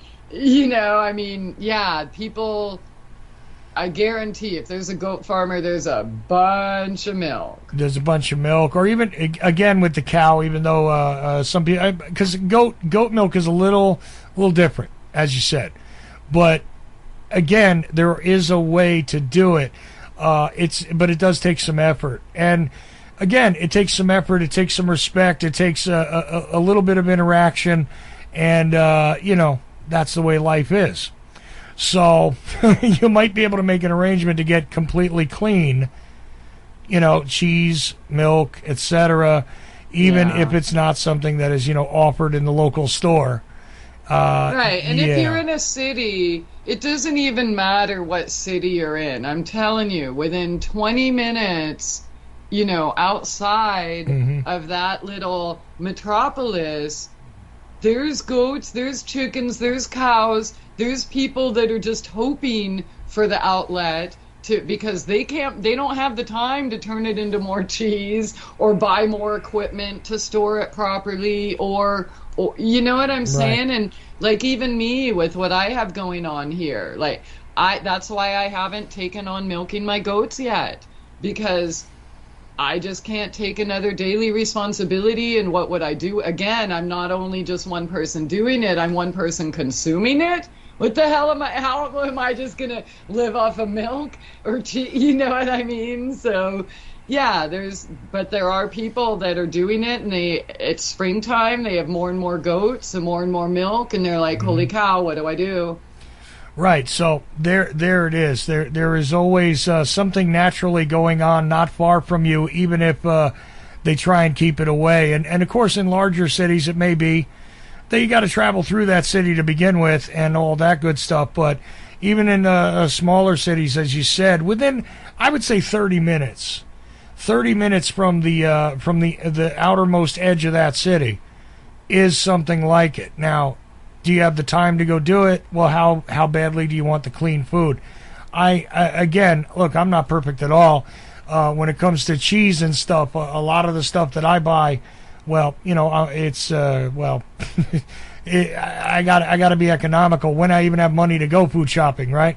It's insane lately, Chuck. Yeah. That's why I'm so grateful that I got away from all those habits, and I can utilize flowers and weeds, and I'm not hungry, but I don't even just trying to buy an avocado, you're lucky if you can get one, $5 a piece. And you know what? I like my avocados, and they go perfect with my salsa and my potato tacos. So, I do it. It's, in the summer if I can find them, and I'm grateful that I can do it. But I can't even imagine how anyone can rely on a store right now and afford it. It's shocking, really. Right. I'm blown away every time I go how much more not even buying complete meals are costing. Right. Well, look, I just buy supplemental stuff. Like I said, a little bit of cheese here, sometimes some tortillas, some ice cream here and there. I got you. We've gone slightly over time, and the weird thing is I've actually got somebody who might want to join in via Skype. Do you want to take a couple extra minutes and see if they want to ask? I totally can, but we need a 90-second break. 90-second break. Okay, so here's what we're going to do if you're still listening and you wanted to join in on the Skype there, which, by the way, I'm Charles.Ochelli on Skype. Easier if you call in, but that's okay. I'll join you via Skype after we take a quick break, and we'll continue on with, let me just change the outro here. Right. We'll continue on with Christie Aphrodite a little past our time tonight. We'll be back in a few. Stick around. So, a supplementary couple of minutes here on the Ochelli Effect here on a Tuesday night. And as per usual, timing always perfect. Bob Wilson messaging me at 5 minutes till the end of the show saying, can you join me via Skype? So I asked Christie if that's what she wanted to do. She said, let's take a break and we'll do it. So here we are, going a bit overtime again on a Tuesday, but discussing all these things I think is very important. The idea that, nature does have an order to it and does prevail and causes... And you did say you wanted some of Dee's nuts, so I figured I would oblige. I did get into that. We talked about how I took a nut shot from Christie as we discussed pecans, peanuts, and other, what was it, black walnuts? Yeah, a couple of things. Of course, there's no black walnuts here. I don't tan. I'm not Tucker Carlson. But it is what it is. And, of course, I'm making jokes and all that. And we talked about cheese. I thought I was going to end there. Nuts and cheese. Okay, anyway. Who remembers the government cheese? Yeah, I remember it quite a bit. That was one of the greatest gifts that Reagan ever gave anybody. And you know what? Where I lived, we got butter too, baby. Anyway, big, huge blocks of butter, along with that massive, I think it was like a 5-pound, log/block of cheese that you had to wait online for at the community center and all that. Anyway, another part of my life. So, no government cheese here this hour. And like I said, Bob Wilson has joined us, and don't know what it is he wants to discuss in the natural world of, I don't know, living with nature and all that kind of good stuff. And your food is your medicine is your food. And no medical advice here, but suggestions about how it is you could find much cleaner things to put in your body outside of what it is they sell you in plastic packages in buildings that are also not so natural either. Anyways, is what it is. Bob, what did you want to add in here to this discussion? Well, at this time of year, a lot of people have problems with their allergies. So I know that you can take a lot of allergy medicine, but are there natural things that you can use that actually might help? Oh, I love that. There are so many things. In fact, okay, first off, disclaimer, do not take any of this as medical advice. If you choose to take what I say and learn more about it, do not attempt any herbal practices or supplementation without first talking to your doctor. Right. And my addendum, as always, is that even the most natural and helpful things in the world might interact with other things that you're already putting in your body, whether they be natural or otherwise. Steroids, other medications and such. Like garlic, as we've discussed several times, garlic could be harmful to you if you're on a certain medication, even though it's a wonderful, absolutely beautiful thing in nature. You know, it doesn't interact with certain medications, and even grapefruit juice, as we've discussed, could literally kill somebody if they're on the wrong medication. So you always, even with natural things, must be careful about your own individual conditions, because we are all actually individuals, and depending on what it is you're already putting in your body, you must be careful. So that's the whole disclaimer, right? All right, Christie? I think that's pretty complete, for sure. There we go. So, okay. So that being said, there are many common things, including things that we believe cause allergies, like goldenrod and ragweed, that have natural antihistamine, antioxidant, anti-inflammatory properties that can be used as anti-allergy. Also, things like you just mentioned, garlic, right? Or horseradish, or even wasabi. I'm pretty sure we've talked about mullein here before. Right.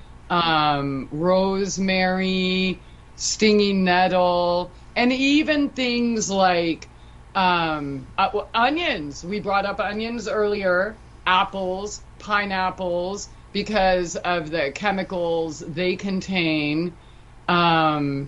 So also different essential oils, including peppermint, including lavender, including eucalyptus.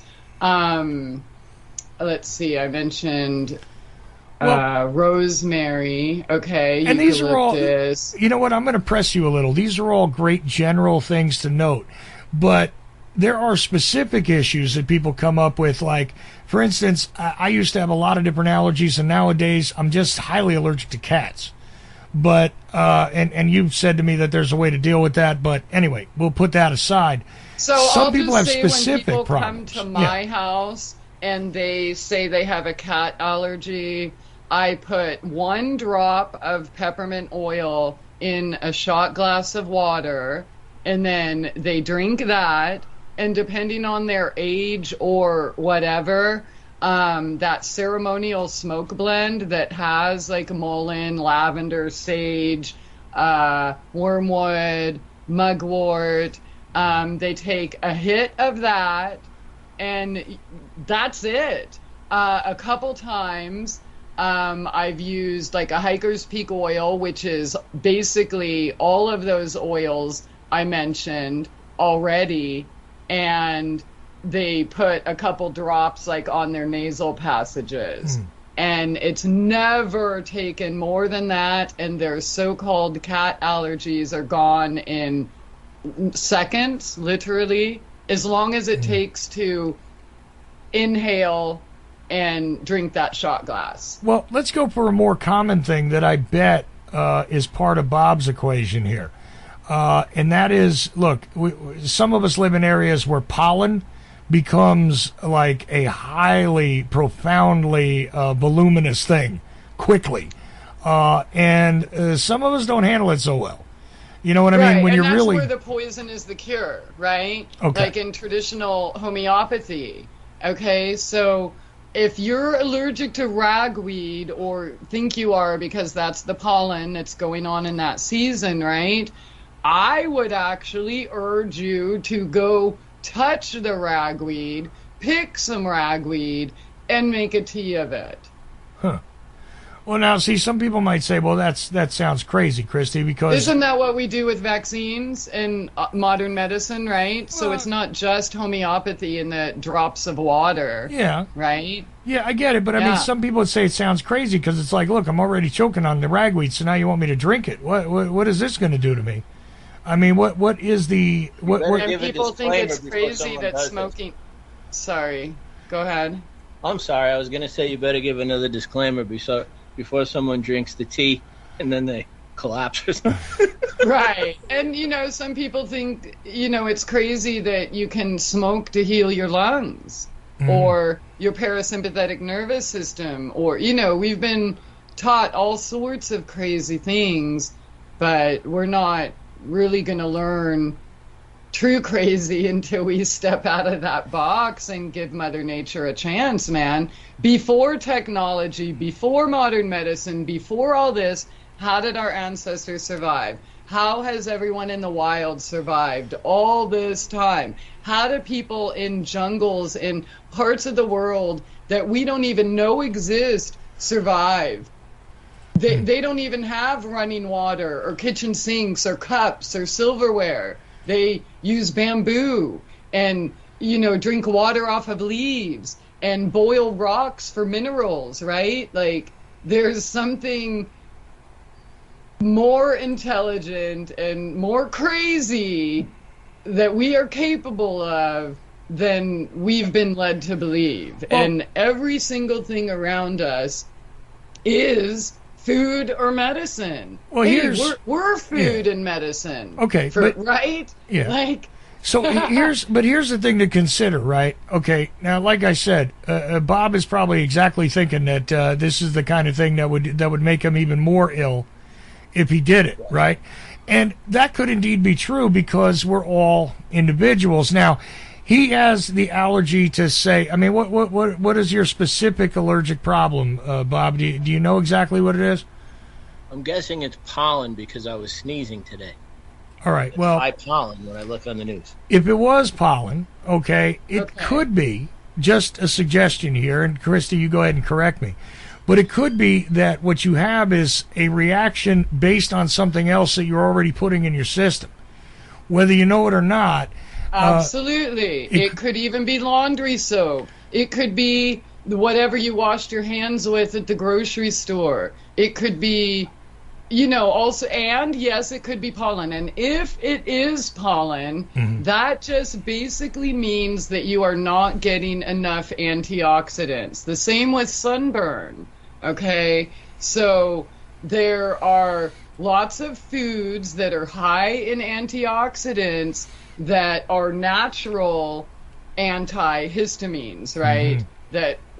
So all allergies really honestly mean at the core is that we're not getting the nutrition we need. So it's going to stimulate the overproduction of whatever, in this case, histamines. So if you incorporated things and provided that you're not allergic or have any other contraindications, everything I mentioned, all of those are considered safe. And then things like if you added ginger, like fresh ginger in your diet, or even, again, peppermint, because Chuck loves peppermint so much, lemon balm, licorice even, berries, eat more berries, especially now. It's the season. Everybody's got berries on the corner. You know what I mean? Right. Turmeric. Think like if you incorporated that into your diet, and even without switching to some perfect diet, right? Like you can make your good old favorite standby comfort foods healthier just by the addition of some of these ingredients. And some of these ingredients, like turmeric, have like no flavor at all. So you could literally sneak it in your scrambled eggs and not even know that it's there, right? And make it fun. Put some peppermint in your lemonade, or, No, I got you, but each one of these things, as we discussed in an earlier episode, should be done with personal evaluation, first. because you have to first determine what's going in and what is the issue really. Because it could be that you have a reaction which is not based on the standard idea of that reaction. As you said, a lacking of another nutrient could be causing it because now you are reactive based on the fact that you have a deficiency. Went to a business who just got their carpets clean. I always have a reaction, and I could tell when I walk in and my nose starts to itch, and I'll say, "Have you had your carpets cleaned recently?" And so diagnose the situation thoroughly, where it's coming from, and then so obviously the foods and things like that are going to be something you want to incorporate. However, just simply eating a clove of garlic, provided you're not on blood thinners or any other medication that it can interact with, even a clove a day, my grandma used to say, keeps the doctor away. So there you go. I don't know if you have any other specifics you want to discuss here, but I mean, we are going to close out pretty soon. So if you had essential oils... Sorry. Go ahead, Bob. Okay, this is true. You're going to think Bob's joking, but it's a little of both, but this actually happened. Someone who calls into the show that I'm familiar with just sent me a text by happenstance before I knew what we'd be discussing. And they wrote to me and said, "I think my legs are swelling again, and it's hard to breathe." So I was looking for advice to give. This only came in about 10 minutes ago. So what should I tell them that they might be able to do while they're at home tonight if their legs are swelling? Okay, first of all, tell this them. Is true, by the way. Well, that type of problem, really quickly, that type of problem, we don't know all of the circumstances, and I would not. Right. So I would say tell him to call in right now. Yeah. Okay. That's what I would say, because anything I tell you, you're gonna either forget, or it's like, through the grapevine, and you won't remember everything. And we don't know his condition, so if I gave you a specific suggestion of an herb, it could kill him, right? So, just say call in now, and I'll be happy to help.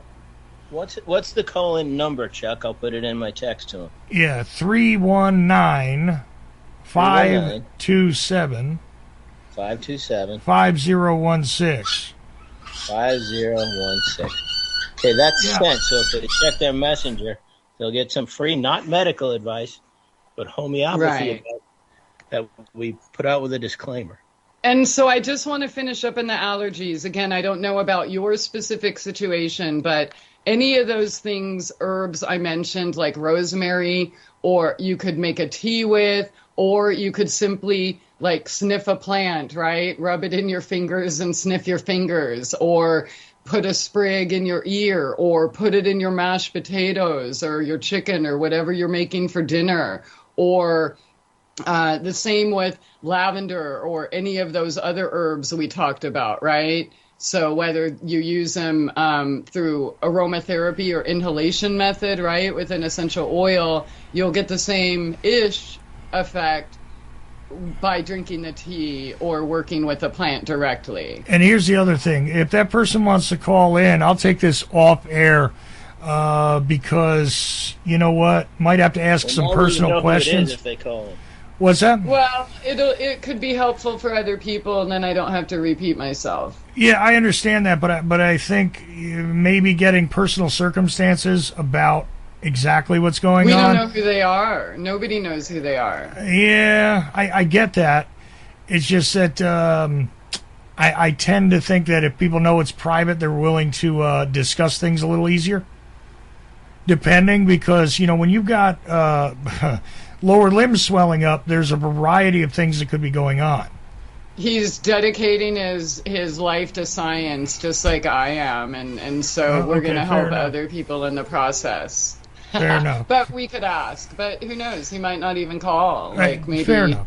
Well, we put it out there, and they're usually on their messenger. So if they get the message and we're still going, I think they will call in. All right, fair enough. I just had to deal with my smallest puppy getting beat up by the other one, so I had to grab her while we were talking. So I got Bonnie on my lap. Anyways, Yeah. Oh, and then with the ginger, you could also make a ginger with that. I mean, a tea with that too, or you could even make like a ginger paste with, say, even turmeric, and you could put milk in it or water, and then you could rub that directly on your nasal passages or even headaches.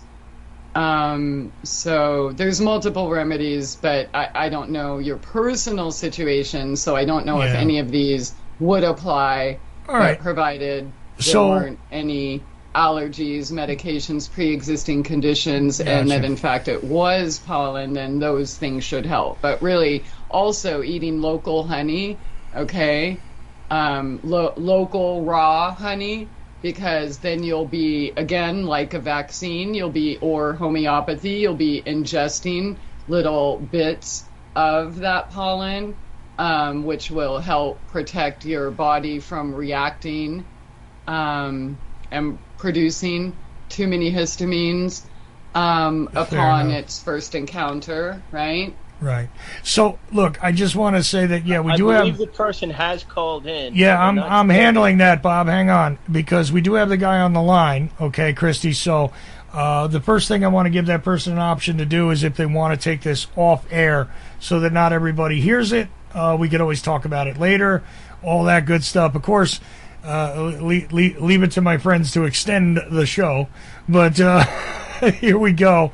I'm willing to do this and have this discussion, but again, if personal details need to be discussed and they don't feel comfortable doing that, totally their option. I'll leave everybody connected so they can still get assistance here, especially if there's an emergent issue, which again, everybody's issues are different. So here is our caller, and I'm willing to bet this is the individual that... Oh, wait a minute. Now he just hung up. It looks like there are four of us.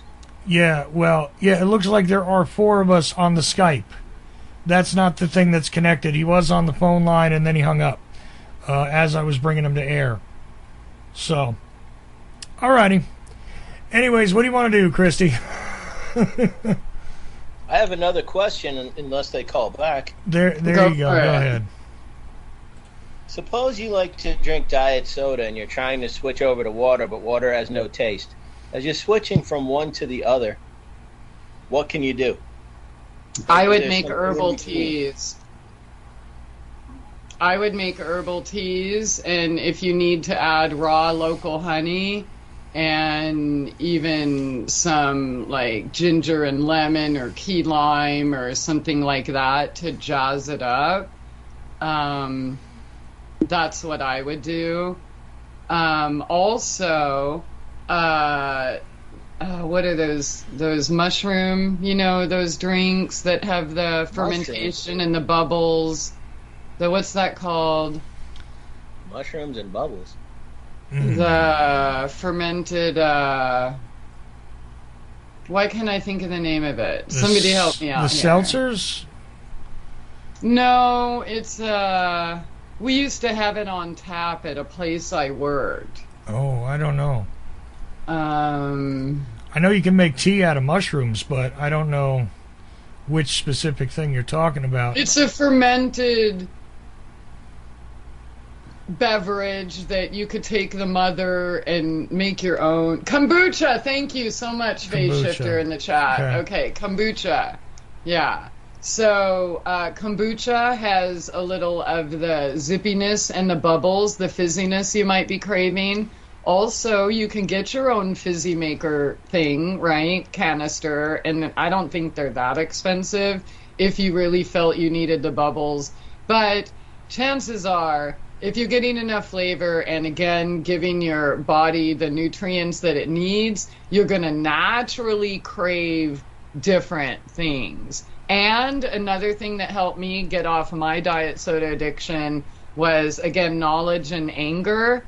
The knowledge of what was in it and who I was supporting and what it was doing to my body. And you know what I'm saying? I don't think I have to mention that the CIA created fast food and all soda companies and Pepsi and its 50,000 subsidiaries and being the world's 6th largest military. And you know what I'm saying? So So maybe you could also use that to help with your addiction, but I don't know your allergies or what flavors or things you like, but I like pungent things like mints and lemongrass and lemon balm and even like fennel or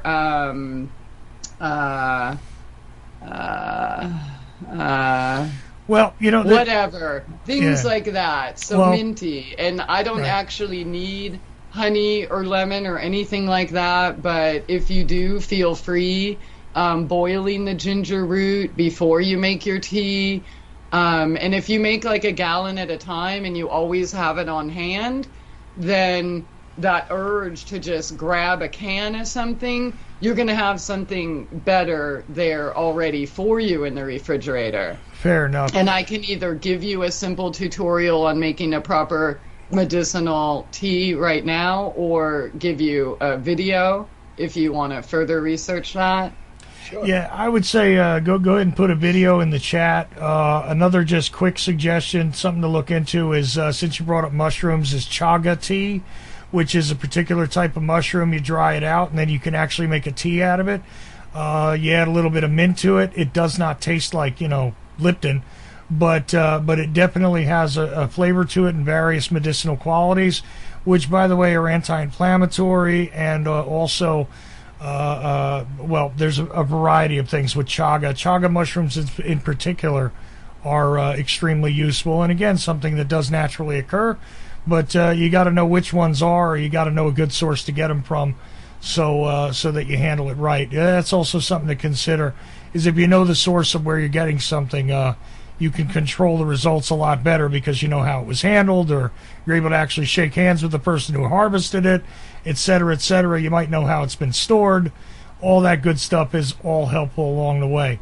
So with that in mind, Christie, I got to kind of close things out here, so I'm gonna. Yeah, and I just want to say, if you want me to make you like a nice flavorful tea or something that's other than on my website, I could totally do that, because Right. I used to have that habit and it just caused me strokes and wearing, diapers at 23 years old, pissing my pants, and Right. yeah. Before you embraced natural things, you were, maybe a little misguided, like most people.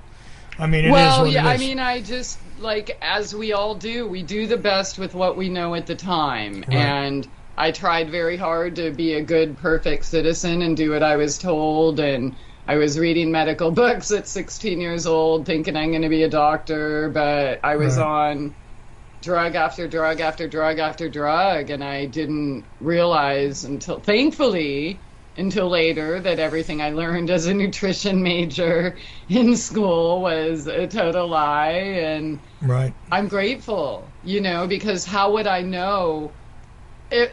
I'm not somebody who's on here that's telling you what I read in a book. Right. I've experienced all of this firsthand, and if I don't know, I'm not going to talk about it. Like with the nut thing, I'm like, I don't know. Right. Or the mushroom thing, I don't know. I don't know that. I have personal firsthand experience in healing myself from every single dis-ease that has been brought up on this show. Right. Okay? So, including addiction, all right? So yeah, my children were feeding and clothing me. I was in a wheelchair. I lost my memory. I didn't know my own damn name or how to walk and talk, and got to learn all that again. Well, but again, continued knowledge through mytrueessence.net, and there's also lots of products over there, and ChristieAphrodite.com, various videos you put out about all this stuff over the years. All of that is inclusive. And for our friend who tried to call in, you also have an email address if they'd like to contact you directly, and you're always willing to help somebody out who might need some guidance privately as well, right? So what email address would that be to contact you? Christie Aphrodite, or just through the contact form at mytrueessence.net. Fair enough. That's because that'll go to that, and then you don't have to worry about misspelling anything. Oh, okay. So use the contact. mytrueessence.net and click on the contact form. Yeah, and look through it though. I don't have as many blogs on there as I do the ChristieAphrodite.com. Just mean because I'm a one-man show, you know what I mean? And no, I got you, but lots of good stuff at both websites. Once again, mytrueessence, all one word, .net. mytrueessence.net is you go find the contact form there, and the email will go directly to Christie. Or you can also explore ChristieAphrodite.com. And I urge you to do both and to continue to learn what's best for you as an individual, and embrace the natural things as opposed to seeking the artificial solution. Anyways, flower power. And it's been a weird night, but hey, here we go. And we concluded on that note. Hopefully you learned something, and hopefully you'll continue learning. I am merely Ochelli. All of you are indeed the effect. Thanks to everybody who called in. Thanks to Christie for taking this time. And we'll see you again tomorrow.